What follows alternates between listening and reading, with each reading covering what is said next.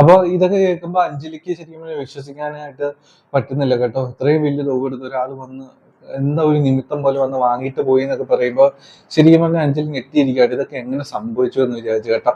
അത് കാണുമ്പോൾ ശരിക്കും പറഞ്ഞാൽ ഒരു നമ്മുടെ ചങ്ക് പറഞ്ഞ പോലത്തെ ഒരു വേദന എനിക്ക് ഫീൽ ചെയ്ത് കേട്ടോ. ഹായ് ഫ്രണ്ട്സ്, എല്ലാവർക്കും എൻ്റെ അഞ്ജലിയുടെ ഇന്നത്തെ എപ്പിസോഡിന്റെ റിവ്യൂലേക്ക് എല്ലാവർക്കും സ്വാഗതം കേട്ടോ. അപ്പോൾ ഇന്നലെ നമ്മുടെ അഞ്ജലി അർജുനോട് ചോദിച്ചിട്ടുണ്ടായിരുന്നു, രാജീവ് എനിക്കൊരു സ്ഥലം വരെ പോകാനായിട്ട് ഉണ്ട്, തനിക്ക് വിരോധമില്ലെങ്കിൽ, തനിക്ക് പ്രശ്നങ്ങളില്ലെങ്കിൽ, ബുദ്ധിമുട്ടില്ലെങ്കിൽ ഒന്ന് അവിടെ കൊണ്ടുപോയി വിടാമെന്ന് ചോദിച്ചിട്ടുണ്ടായിരുന്നു അല്ലെ. അപ്പോൾ ഇന്ന് നമ്മൾ ആദ്യം എപ്പിസോഡിൽ കാണുന്നത് തന്നെ അഞ്ജലിയും കൊണ്ട് അർജുൻ ജീപ്പിൽ ചെല്ലുകയാണ്. അപ്പോൾ ആക്ച്വലി അഞ്ജലി പോകുന്ന വർക്ക്ഷോപ്പിലാണ്, അവിടെ സ്കൂട്ടർ വിൽക്കാനായിട്ട് വെച്ചിട്ടുണ്ട്. അപ്പൊ അത് അർജുനോട് പറയാനും കാട്ടാനും പറ്റത്തില്ലല്ലോ. അപ്പോൾ വർക്ക്ഷോപ്പിന് കുറച്ച് മുമ്പ് എത്തി കഴിഞ്ഞിട്ട് അഞ്ജലി പറയും, ഞാൻ ഇവിടെ ഇറങ്ങിക്കോളാം, ഞാൻ പോകേണ്ട സ്ഥലം കുറച്ച് അപ്പുറയാണ്. അപ്പൊ അർജുൻ പറയും, എനിക്ക് കുഴപ്പമില്ലടോ, തന്നെ ഞാൻ അവിടേക്ക് കൊണ്ടുവിടാം. അപ്പൊ അഞ്ജലി പറയും, വേണ്ട രാജീവ്, ഞാൻ ഇവിടെ നടന്നു നോക്കോളാം, കുറച്ച് ദൂരമല്ലേ ഉള്ളൂ, കുഴപ്പമില്ല, ഞാൻ പൊക്കോളാം എന്ന് പറയും. അപ്പോൾ അത് അർജുൻ കാര്യങ്ങളൊന്നും അറിയരുത്, ഇങ്ങനെ സ്കൂട്ടർ വിൽക്കാൻ വെച്ചിരിക്കുകയാണ്, അങ്ങനത്തെ സംഭവം ഒന്നും അറിയിക്കരുത്, അതാണ് അഞ്ജലി മനസ്സിൽ വിചാരിക്കുന്നത് അല്ലെ. അപ്പോൾ അവിടെ കൊണ്ടുപോയി കഴിഞ്ഞാൽ അർജുൻ കാര്യങ്ങളെല്ലാം അറിയും. എന്താണെങ്കിലും അർജുനെ അത് കാര്യമൊക്കെ മനസ്സിലായിട്ടുണ്ടല്ലോ. അപ്പൊ അർജുൻ അവിടെ ഇറക്കും, ശരിയിടോ എന്നൊക്കെ പറഞ്ഞിട്ട് അഞ്ജലി അങ്ങ് നടന്നു പോകും കേട്ടോ. അപ്പോൾ അഞ്ജലി അങ്ങ് നടന്നു പോയി കഴിയുമ്പോഴത്തേനും അഞ്ജലി അവിടെ വർക്ക്ഷോപ്പിലെത്തുമ്പോഴത്തേനും ആ ചേട്ടൻ പുറത്തേക്ക് ഇറങ്ങി വരും. വർക്ക്ഷോപ്പിൽ മിസ് ചെയ്തെന്ന് പറഞ്ഞ പുള്ളി പുറത്തേക്ക് ഇറങ്ങി വരും. എന്നിട്ട് പറയും, തനിക്ക് ഭയങ്കര ഭാഗ്യമാണല്ലോ മോളെ എന്ന് പറയും. അപ്പത്തേനും അഞ്ജലി ചോദിക്കുക, എന്താ ചേട്ടാ തന്റെ നക്ഷത്രം ഏതാണെന്ന് ചോദിക്കട്ടോ മേസ്തിരി. അപ്പൊ പറയും, തിരുവോണമാണെന്ന് പറയും.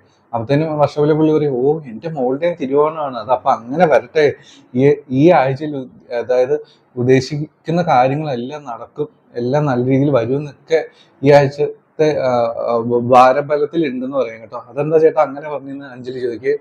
ഒരു പയ്യൻ താൻ ഈ സ്കൂട്ടറോടെ വെച്ച് പോയി കഴിഞ്ഞാൽ ഒരു പയ്യൻ ഇവിടെ കയറി വന്നു, ഈ സ്കൂട്ടറിന് എന്താ വില എന്ന് ചോദിച്ചു. അപ്പൊ ഞാനന്ന് മോളോട് പറഞ്ഞിരുന്നല്ലോ ഒരു 40-45 വരെയും മാക്സിമം കിട്ടുമെന്ന്. അപ്പൊ ഞാൻ പറഞ്ഞു 50,000 രൂപയാണെന്ന് പറഞ്ഞു മോളെ. അപ്പൊ തന്നെ പുള്ളി അപ്പൊ തന്നെ കയ്യിൽ നിന്ന് 2,000 രൂപ എടുത്തു തന്നു. എന്നിട്ട് പുള്ളി പോയി. എന്നിട്ട് കുറച്ച് കഴിഞ്ഞിട്ട് ബാക്കി പൈസയും കൊണ്ട് 55,000 നിന്നു പോലെ. എന്നിട്ട് പറയാ, എനിക്ക് സ്കൂട്ടർ വേണം, ഇത് കിട്ടാത്ത മോഡലാണ്, എൻ്റെ കയ്യിൽ ആദ്യം ഉണ്ടായിരുന്നു, അത് പിന്നെ എൻ്റെ കയ്യിൽ നിന്ന് പോയി, ഈ സ്കൂട്ടർ എന്താണെങ്കിലും എനിക്ക് വേണം എന്ന് പറഞ്ഞിട്ട് 55,000 തന്നു മോളെ. ഇത്രയും വലിയ തുക എടുത്ത് ആ ചെറുക്കൻ വാങ്ങിച്ചിട്ട് പോയി മോളെ എന്ന് പറയും. അപ്പോൾ ഇതൊക്കെ കേൾക്കുമ്പോൾ അഞ്ജലിക്ക് ശരിക്കും വിശ്വസിക്കാനായിട്ട് പറ്റുന്നില്ല കേട്ടോ. ഇത്രയും വലിയ തുക എടുത്ത് ഒരാൾ വന്ന് എന്താ ഒരു നിമിത്തം പോലെ വന്ന് വാങ്ങിയിട്ട് പോയി എന്നൊക്കെ പറയുമ്പോൾ ശരിക്കും പറഞ്ഞാൽ അഞ്ജലി ഞെട്ടിയിരിക്കുകയാണ്. ഇതൊക്കെ എങ്ങനെ സംഭവിച്ചു എന്ന് വിചാരിച്ചു കേട്ടോ. അപ്പോൾ അങ്ങനെ ആ ചേട്ടൻ്റെ അടുത്ത് പൈസ എടുത്ത് കൊടുക്കുമ്പോൾ അഞ്ജലിക്ക് സങ്കടവും സന്തോഷവും എല്ലാം ഒരുമിച്ച് വരും. ആ ചേട്ടൻ ഇത് കാണുമ്പോൾ വിഷമമൊക്കെ വരും.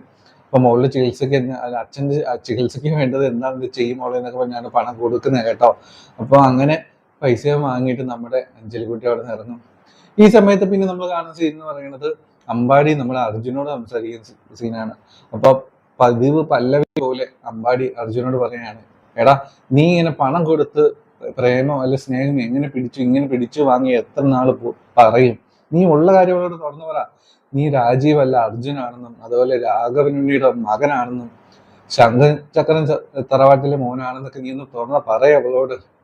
നിനക്കറിയാലോ 10 ദിവസത്തിനകം നിന്റെ കല്യാണം നടത്തുമെന്ന് അച്ഛൻ പറഞ്ഞിരിക്കുന്നതെന്ന് പറയും. അപ്പൊ അർജുൻ പറയും, ഞാൻ അവളോട് ഇതെങ്ങനെ പറയും, എന്താവുന്നെന്ന് എനിക്കറിയില്ല, പക്ഷെ 10 ദിവസത്തിനകം കല്യാണം നടക്കുമെന്നുള്ളത് അവരുടെ വ്യാമോഹം മാത്രമാണ്. അർജുൻ കാവ്യനെ കെട്ടത്തില്ല, വേണേ രാഘവനുണ്ണി കെട്ടിക്കോളും എന്ന് അർജുൻ പറയാണ് കേട്ടോ. അത് കേൾക്കുമ്പോൾ അമ്പാടിയും ചിരിക്കും. അപ്പോൾ അർജുൻ മനസ്സിൽ ചില കാര്യങ്ങളൊക്കെ ഇങ്ങനെ കരുതി കൂട്ടിയിട്ടുണ്ട് എന്നാട്ടോ നമുക്ക് തോന്നുന്നത്. എന്താണെങ്കിലും കാവ്യയായിട്ട് വിവാഹം നടക്കാനായിട്ട് പോകുന്നില്ല, വേണമെങ്കിൽ അച്ഛൻ കയറി കാവ്യനെ കെട്ടിക്കോട്ടെ എന്നാണ് അർജുൻ പറയുന്നത് കേട്ടോ. എന്താണെങ്കിലും ഇങ്ങനെ ഒരു സീനുണ്ട്.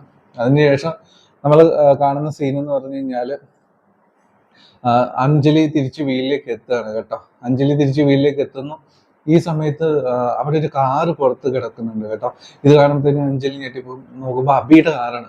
അപ്പൊ അഞ്ജലിക്കാൻ ആകെ ദേഷ്യം വരും. ഒരിക്കലും ഇവിടെ വരരുതെന്ന് അബിയുടെ പറഞ്ഞിട്ടുള്ളതല്ലേ എന്നൊക്കെ മനസ്സിൽ വിചാരിച്ച് ചെല്ലുമ്പോൾ അബി പുറത്തേക്ക് ഇറങ്ങി വരും. എന്താണ് അബിയേട്ടെ ഇവിടെ എന്ന് ചോദിക്കുമ്പോൾ പറയും, ഞാൻ അച്ഛനെ ഒന്ന് കാണാനായിട്ട് വന്നതാ, അന്ന് ഹോസ്പിറ്റലിൽ കൊണ്ടാക്കി ഞാനാണല്ലോ, അപ്പോൾ വന്നൊന്ന് നോക്കേണ്ടതൊന്ന് അന്വേഷിക്കേണ്ടത് ഉത്തരവാദിത്തമായിട്ട് എനിക്ക് തോന്നിയെന്ന് പറയും. അപ്പൊ അഞ്ജലി പറയും, അപ്പൊ നോക്കിയില്ലേ അച്ഛനും സുഖമാണെന്ന് മനസ്സിലായില്ലേ, ഇനി പൊക്കോളൂ എന്ന് പറഞ്ഞു. അഞ്ജലിക്ക് ദേഷ്യമൊക്കെ വരും. അഞ്ജലി അകത്തേക്ക് കയറുമ്പോൾ ശരി ഞാൻ തന്നെ നിങ്ങളെ ബുദ്ധിമുട്ടിക്കാനും ടെൻഷൻ ആക്കാനൊന്നും വന്നതല്ല എന്നൊക്കെ പറഞ്ഞ് അഭി അഞ്ജലിയോട് പറഞ്ഞിട്ട് പോകും കേട്ടോ. അപ്പത്തേനും കുറച്ച് ദൂരത്തേക്ക് പിന്നെ അഭിനയിക്കും. അഞ്ജലി അഞ്ജലി നിൽക്കും ഒരു നിമിഷം, എനിക്കൊരു കാര്യം ചോദിക്കാനുണ്ട്. അപ്പൊ അഞ്ജലി വിരോധം ഇല്ലെങ്കിൽ ഒന്ന് മറുപടി പറയണം. അപ്പൊ അഞ്ജലി ചോദിക്കും എന്താണ് കാര്യം എന്ന് ചോദിക്കും. അതെ, ഒന്ന് അമ്പലത്തിൽ വെച്ചൊരു പയ്യനെ ചെറുകനെ ചൂണ്ടിക്കാട്ടിയിട്ട് അയാളെ ഇഷ്ടം എന്ന് പറഞ്ഞിരുന്നല്ലോ, അത് അയാളുടെ പേര് അർജുൻ രാഘവ് എന്ന് അങ്ങനെയാണോ? അപ്പൊ അഞ്ജലിക്ക് അപ്പോഴൊന്നും മനസ്സിൽ കത്തുന്നില്ല കേട്ടോ. രാഘവ് എന്നൊക്കെ പറഞ്ഞിട്ടും അർജുൻ എന്നൊക്കെ പറഞ്ഞിട്ടും അഞ്ജലിയുടെ മനസ്സിൽ കത്തുന്നില്ല. കാരണം അതിനെപ്പറ്റിയൊന്നും ഇങ്ങനെ അനിയന്റെ കാര്യങ്ങൾ അങ്ങനെയൊന്നും നമ്മുടെ അഞ്ജലിയുടെ മനസ്സിലില്ലല്ലോ. അഞ്ജലിയുടെ മനസ്സിൽ രാജീവ് മാത്രമാണുള്ളത്. അപ്പൊ തന്നെ പറയും അഞ്ജലി അറിയും അല്ല അയാളുടെ പേര് രാജീവ് എന്നാണ്. ഇപ്പൊ കൃഷിപ്പണി ആണോ എന്നൊക്കെ ചോദിക്കുമ്പോൾ കൃഷിപ്പണിയൊന്നും അല്ല, അയാള് വലിയ മറ്റേ ഒരു സംഭവത്തെ കമ്പനിയുടെ അവിടെ ജോലി ചെയ്യുന്ന ആളാണ്, അങ്ങനെയാണ് ഇങ്ങനെയാണെന്നൊക്കെ പറഞ്ഞ് അഞ്ജലി പറയും. അപ്പൊ ഈ അഭിചേട്ടൻ എന്തൊക്കെ അറിയണം, പൊക്കം അറിയണം, തൂക്കം അറിയണം, നിറം അറിയണം, ഇതൊക്കെ അറിയണോ, നാളറിയണം എന്നൊക്കെ ചോദിക്കും. അപ്പൊ പറയും വേണ്ട വേണ്ട, എനിക്ക് ഇത്രയും കാര്യങ്ങൾ അറിഞ്ഞാൽ മതി, ഇതറിയണം എന്ന് ചോദിച്ചു അത്രേ ഉള്ളൂ എന്നൊക്കെ പറഞ്ഞിട്ട് അഭി പോകും കേട്ടോ. എനിക്ക് തോന്നുന്നു അഭി വീണ്ടും തെറ്റിദ്ധരിക്കപ്പെട്ടു എന്നാട്ടോ എനിക്ക് തോന്നുന്നത്. കാരണം അഞ്ജലിയോട് ചോദിക്കുമ്പോൾ അത് രാജീവാണെന്ന് പറഞ്ഞു. അപ്പോൾ രാജീവാണെന്ന് പറഞ്ഞപ്പോൾ അപ്പൊ അത് അർജുൻ അല്ല എന്നൊരു വീണ്ടും ഒരു തോന്നല് ശരിക്കും തന്നെ അഭിക്ക് ഉണ്ടായി എന്നാട്ടോ എനിക്ക് തോന്നുന്നത്. അപ്പൊ അനുപമ ചിലപ്പോൾ തന്നെ പറ്റിക്കാൻ പറഞ്ഞതാകാമോ എന്നൊക്കെ രീതിയിലൊക്കെ ഒരു പക്ഷേ അഭി വീണ്ടും ചിന്തിച്ചു കൂട്ടിയേക്കാം കേട്ടോ. അപ്പൊ അഭി പോയി കഴിഞ്ഞിട്ട് ഇങ്ങനെ അഞ്ജലി ആലോചിക്കും എന്തായിരിക്കും അങ്ങനെ പറഞ്ഞത്, അങ്ങനെ അർജുൻ എന്ന് പറഞ്ഞിട്ട് പറഞ്ഞ എന്തായിരിക്കുന്നു. ഒരു നിമിഷം ഇങ്ങനെ മാറി ഇങ്ങനെ തന്റെ വക്കീൽ ബുദ്ധിയിൽ ആലോചിക്കുന്ന ഒരു അഞ്ജലി നമുക്ക് കാണാം. എന്താണെങ്കിൽ അങ്ങനെ കഴിഞ്ഞിട്ട് അഞ്ജലി മുറ്റത്തേക്ക് ചെല്ലുമ്പോൾ അവിടെ നമ്മുടെ ആര്യ ഇറങ്ങിയ സമയത്ത് വരും, ആര്യ വരും വണ്ടി ഇങ്ങനെ വീൽ ചെയറിൽ ഇങ്ങനെ ഇറങ്ങി വരും. എന്നിട്ട് അഞ്ജലിയോട് പറയും പൈസയുടെ കേസ് എന്തായി അഞ്ജലി എന്ന് ചോദിക്കും. പൈസയൊക്കെ ഏകദേശം എത്തിയിട്ടുണ്ട്, കുറച്ച് പൈസയോടെ വേണം ചേച്ചി എന്നൊക്കെ പറഞ്ഞുകൊണ്ട് നിൽക്കുമ്പോഴത്തേനും നമ്മുടെ ആര്യയുടെ അതായത് ആര്യയ്ക്ക് ഒരു കമ്മൽ സമ്മാനമായിട്ട് നമ്മുടെ അഞ്ജലിക്കുട്ടി പണ്ട് കൊടുത്തിട്ടുണ്ടായിരുന്നു. അതായത് ഒരു ജിമ്മി കമ്മല് വേണമെന്നിങ്ങനെ തമാശയ്ക്കെന്ന് നമ്മുടെ ആര്യ പറഞ്ഞു കഴിഞ്ഞപ്പോൾ ഒരു സ്വർണത്തിന്റെ തന്നെ കമ്മല് ശരിക്കും ഗോൾഡ് കവറിങ് ആണെന്ന് പറഞ്ഞ് പറ്റിച്ച ഒറിജിനൽ ഗോൾഡ് തന്നെയാണ് നമ്മൾ അഞ്ജലി ശരിക്കും പറഞ്ഞാൽ ആര്യയ്ക്ക് കൊണ്ട് കൊടുത്തിട്ടുണ്ടായിരുന്നത്. അപ്പൊ ആ കമ്മല എടുത്ത് നമ്മുടെ അഞ്ജലിക്ക് നീട്ടിയിട്ട് നമ്മുടെ ആര്യ പറയും ചേച്ചി ഇത് കൊണ്ട് വിറ്റോ, അല്ല എന്നാ അഞ്ജലി ഇത് കൊണ്ട് വിറ്റോ, ഇത് വിറ്റിട്ട് അച്ഛൻ്റെ പൈസക്കുള്ള കാര്യങ്ങൾ ചെയ്യാൻ നോക്കുക, അച്ഛൻ്റെ കാര്യങ്ങൾ ചെയ്യാൻ നോക്കുന്ന പറയും. ഇത് കാണുമ്പോഴത്തേനും അഞ്ജലിക്ക് ഒരുപാട് വിഷമമാകും കേട്ടോ. ആര്യ അത് ഇങ്ങനെ തന്നപ്പോൾ പല കാര്യങ്ങളും മുമ്പ് ആര്യക്ക് കൊണ്ട് ഇത് കൊടുത്ത കാര്യമെല്ലാം അഞ്ജലിയുടെ മനസ്സിലേക്ക് ഇങ്ങനെ വരും കേട്ടോ. അത് ഓർത്തിങ്ങനെ ഇങ്ങനെ അഞ്ജലി വിഷമിച്ചിരിക്കും. എന്താണെങ്കിലും അഞ്ജലി അത് വാങ്ങും കേട്ടോ. കാരണം ഇപ്പോഴത്തെ ഒരു അവസ്ഥയിൽ അതൊക്കെ തന്നെ വഴിയുള്ളൂ അല്ലേ. എന്താണെങ്കിലും അഞ്ജലി അത് വാങ്ങും. അപ്പൊ എന്താണെങ്കിലും അതും കൂടെ ഏകദേശം പൈസ തയ്യുമെന്ന് നമുക്ക് ഉറപ്പുണ്ട്. അപ്പൊ അതിനുശേഷം നമ്മൾ കാണുന്ന സീൻ എന്ന് പറയുന്നത് അമ്മ ഇങ്ങനെ നൈറ്റിയൊക്കെ വിൽക്കാൻ നടക്കുകയാണ്. ഒന്നും ഇത്തവണ ഇന്നത്തെ ദിവസം ഒന്നും തന്നെ സെല്ലിങ് അധികം നടന്നിട്ടില്ല കേട്ടോ. പുള്ളിക്കാരി അതിന്റെ വിഷമത്തിലൊക്കെ ആകെ 2 നൈറ്റ് വിൽക്കാൻ പറ്റിയുള്ളൂ. എന്തൊരു ചൂടാണെന്നൊക്കെ പറഞ്ഞാൽ ആകെ പുള്ളിക്കാരി ഭയങ്കര ടയേർഡാണ് കേട്ടോ. നമുക്ക് ശരിക്കും പറഞ്ഞാൽ ഭയങ്കര പാവം തോന്നുന്നു. അപ്പം വെള്ളം കുടിക്കാന്ന് വിചാരിച്ച ഒരു ലോക്കൽ കടയിലേക്ക് കയറും, അവിടെ ഇങ്ങനെ ഇരിക്കുകയാണ്. ഈ സമയത്ത് അഞ്ജലി അപ്പൊ ഗോൾഡും കൂടെ ആര്യ കൊടുത്തപ്പോ ഏകദേശം പൈസയൊക്കെ ഒത്തു വന്നിട്ടുണ്ടല്ലോ.